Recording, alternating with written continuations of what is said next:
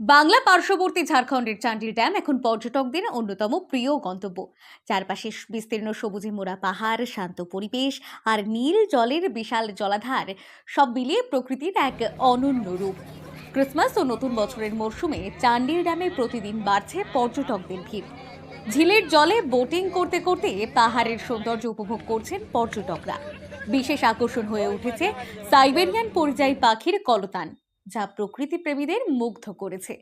শুধু ঝাড়খণ্ড নয়, পশ্চিমবঙ্গ वाह आगे तो ना ये हाथा मारो हाथा सोलो वाला लेकिन डांग देख लो पला आ गया अच्छा पीछे खींचे तो खाता आता